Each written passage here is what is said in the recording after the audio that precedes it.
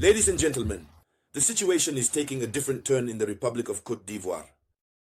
President Alassane Dramane Ouattara, who has decided to take the Ivorians back to the era of 2010 and 2011 and to revive Côte d'Ivoire, which unfortunately the Ivorian people experienced. Alassane Dramane Ouattara, at the moment we are speaking, is in a total panic. Yes, because the mobilization that Côte d'Ivoire experienced this morning, following the call made by the PDCI-RDA, this strong, unprecedented mobilization, and the words that emerged from this mobilization make one ponder. It gives vertigo. For those who know the determination of the Ivorians, it is frightening. Ouattara is trembling. But the big question we ask ourselves is whether Ouattara will bend, since he has already received firm instructions from his master, his only master, who happens to be Emmanuel Macron. He has received the instruction. So, ladies and gentlemen, what happened in Côte d'Ivoire on this 24th of April, 2025? In Plateau, and before the justice. That's what we are going to talk about in this video conference. But before continuing, I ask you to share this video conference as much as possible. Share it as much as possible. We have the historical duty to support our brothers in Côte d'Ivoire, the Ivorian African people who have suffered martyrdom during all these times under the rule of Alassane Dramane Ouattara, do not deserve what they are experiencing today. Sharing the video conference is to show our support for Côte d'Ivoire, for the Ivorian people, not for the regime of Alassane Dramane Ouattara. Sharing the video conference is to support the Ivorian people and not to support the instructions given by Macron. Refusing to share is to support Macron. Let's delve deeper, dear ladies and gentlemen. The situation is very serious in the Republic of Côte d'Ivoire. Let's not sit idly by until something negative happens before our eyes. And what will we say? What have we been able to do? So, on this April 24th, 2025, the PDCI RDA is initiating hostilities while waiting for the PPRC, the GPS. You see that Alassane Dramane Ouattara has decided to exclude everyone, all his opponents.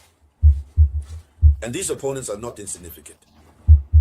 TDN-TM is the main challenger of who? Alassane Dramane Ouattara. But alongside we have Laurent Gbagbo, not a minor name, very powerful. We also have Guillaume Soro. He himself has asked for forgiveness until exhaustion. We also have Charles Blé Goudé. Here are people who all experienced 2011, who know what happened. People who carry in their hearts the painful and sad memories of what happened, but who have chosen to erase hatred and resentment. But it is this resentment that Ouattara wants to rekindle. Imagine. So, today, in Plateau, which is a district, I believe, of Abidjan, the activists and supporters of the PDCI-RDA converged towards the courthouse. They all gathered at the courthouse. They intend to protest against the disqualification of Tidiane Tayam from the presidential election. But the problem is that it's no longer just about the disqualification of Tidiane Tayam. That's why the situation is taking a different turn. Initially, the straw that broke the camel's back was the disqualification of Tidiane Tayam. But this disqualification, it's not even as if, but it is the opening of Pandora's box. Do you know Pandora? Pandora was a Greek goddess to whom the gods entrusted a box that she was never to open, but out of curiosity, ego, and pride, the goddess Pandora opened this sacred box. When she opened it, all the evils of the world descended upon her people. And luck and prosperity remained locked in the box, at the bottom of the box. They should never open this box. Alassane Dramane Ouattara has just opened Pandora's box. And what is about to happen, we do not wish for it. That is why, from now on, sub-regional and regional institutions should take an interest in the Ivorian matter.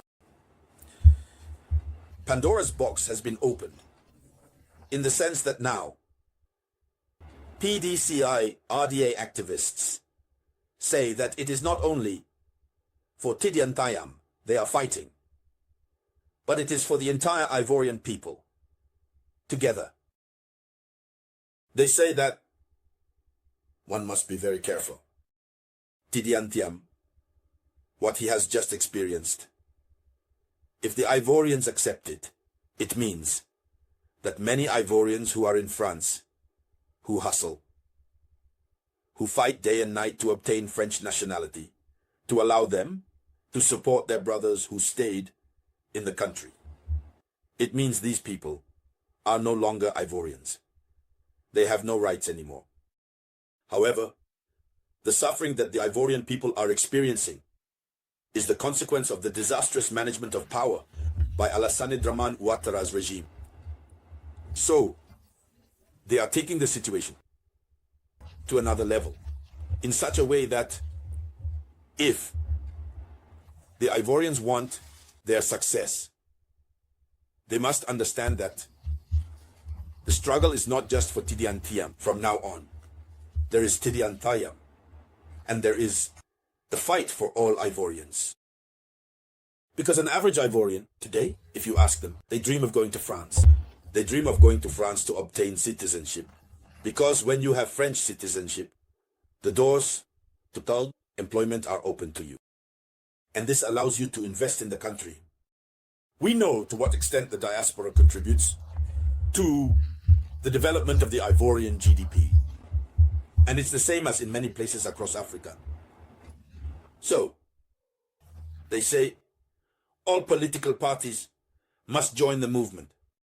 And meanwhile, this coming Saturday, Laurent Gbagbo's party, the PPRC, will take to the streets. They too will come out. So soon we will witness a festival of mobilization to protest. It's no longer just about protesting against the removal of Tidiane Thiam, but to protect the interests of Ivorians and to immediately demand the departure of Alassane Dramane Ouattara from power. This is what is beginning to take shape on the horizon, dear ladies and gentlemen. So, it is a march that was organized in Abidjan in support of Tidiane Thiam. This demonstration, the activists intend to continue. And in their slogan, you hear them say that now is the time to sacrifice for the Ivorian nation. And for those who know the history of Côte d'Ivoire, when the Ivorians say, now is the time to sacrifice, many will be ready. Even if it means going to eternal rest, they will do it, as long as their rights are respected.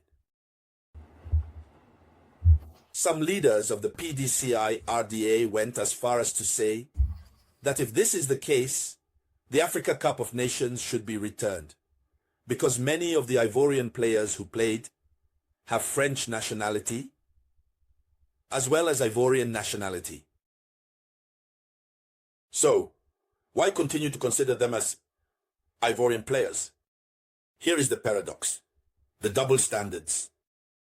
Whatever happens, ladies and gentlemen, the situation is becoming very complicated.